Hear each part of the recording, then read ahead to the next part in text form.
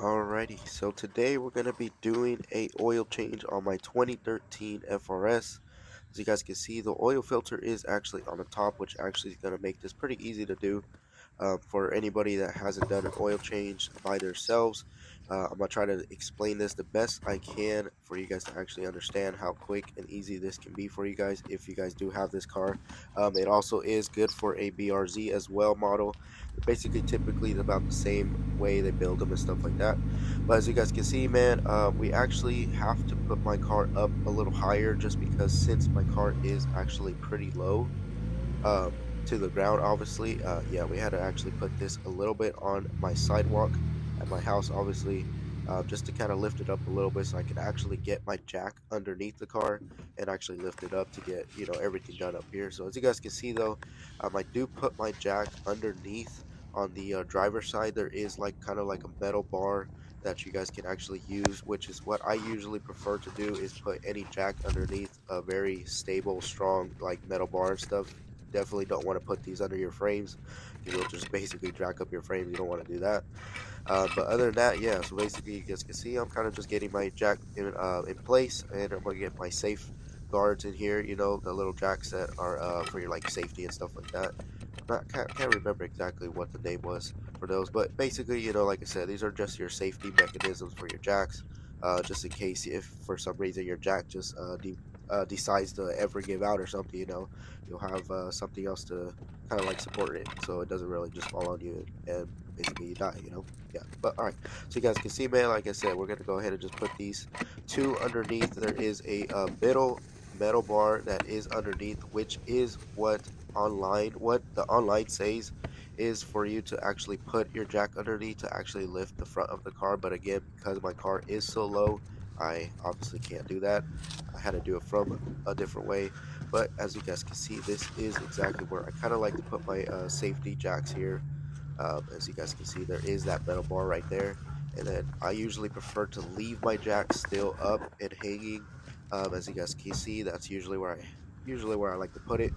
It's just like another safety mechanism, just for any emergencies or anything. If if anything, decides to fall off. But anyways, usually we do secure it pretty well. And as you guys can see right here, this is where we're gonna be draining our oil. Usually it's just right underneath the car in that little hole section, as you guys can see from the video. But yeah, other than that, we're gonna go ahead and get started. This is a 1516 that I use to actually take out the bolt. They should be basically all the same, unless you guys have one of those. I think it's like a drain filler, like bolt or something that you can actually install that has like a little lever that you can actually just push to open and drain it out. It's way easier, which eventually I might end up getting something like that. But as you guys can see, we're gonna go ahead and just kind of do this, get the whole oil drained out, and yeah, we'll come back from this.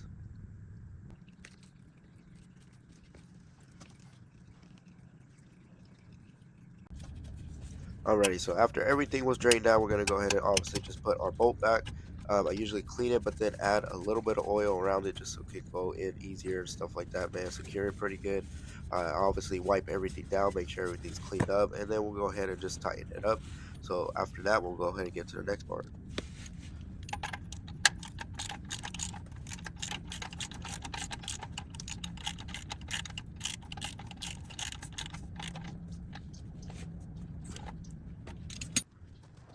Alrighty, after we obviously finished from the bottom side, we're going to go ahead and get onto the top and uninstall and take off the old filter, and we're going to be installing that new one, obviously. Now, I do have these oil filter pliers that I actually bought from the store.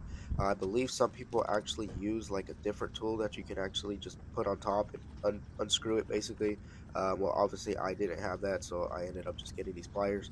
And it does the job pretty well. I mean, it doesn't really do too much damage to the filter. I mean, it does give it a little scratches and stuff, but that doesn't really matter too much about it as long as you're not messing it up super bad. But anyways, I'm kind of just cleaning the inside of it a little bit. I do leave a little bit of oil in there just to leave it in there, obviously. But I also do use the old oil in the car that I use to actually kind of just put a little bit on to the new one, which again you'll see right now. You guys can see there was the old and a new one.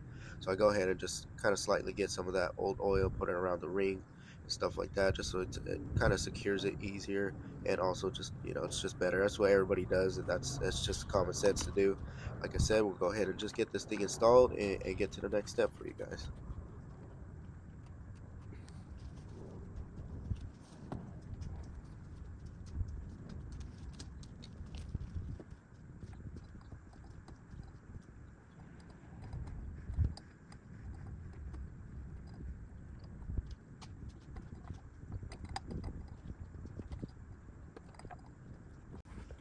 Alrighty, as you guys can see, we do have the new one installed. It's a pretty nice K&N filter that we ended up getting from the auto parts. Obviously, like I said, it's obviously just common sense where you get those parts at. So now we're going to go ahead and just start filling up our new oil in here. Obviously, we go ahead and take off the cap of where the engine oil is going to be put in. I usually clean it, obviously, you guys can see from there. And now, obviously, you guys can see that I decided to actually switch. Yeah, you guys can just see it from the video, but I didn't want to use that smaller one. I kind of wanted to use the bigger one, just in case if I do end up missing or something. But yeah, as you guys can see here as well, this is and was the oil that I do use, which is a OW to 20. This is also something that was recommended online for any FRS or BRZ and stuff like that. But yeah, I ended up using the whole entire 4 quarts that this one does come with, but I did buy a smaller one just to fill it up after 5. Now, the do recommended, what they do say online is about 5.7. I've heard a couple people say that you can actually even have it at 5.4, but mine was actually pretty good with just the first, with these two actually. But again, if I do decide that I need a little more of, I can always just go get more. But anyways, you guys can see is here as well. We go ahead and actually just refill our oil can with the old oil. I try to make sure I did not make a mess on this, obviously, because this is on the street. And yeah, I mean, that's why I do have that rug underneath too as well, just in case any oil does decide to fall off or something like that. You guys can kind of see where my safety jacks are at. There's a little bit of oil right there, but it's totally fine. But other than that, yeah, like I said, we're gonna go ahead and just fill that up, and then from here we're gonna have to basically just start putting everything back. We're gonna go ahead and take everything out and underneath for my car. We're gonna lower it down, and then again we're gonna go ahead and check the oil once the car is actually on the ground where it's all leveled out and not up like this. But yeah, other than that, we'll go ahead and talk at the end.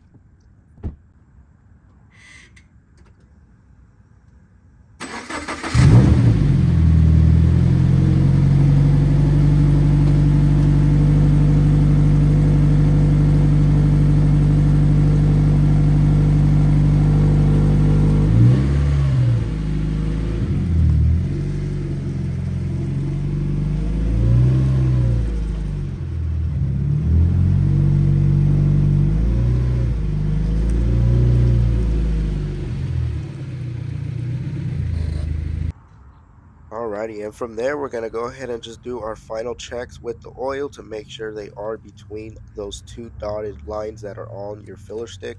Like again, if you guys don't understand how to read those or like understand where to actually put your oil in, it's usually just between those 2 dots on your filler stick or your oil check stick, what you can call it. But as you guys can see, it was kind of hard to show you guys from there, but yeah, other than that, that is going to be it for the oil change, like I said, in a 2013 FRS, guys.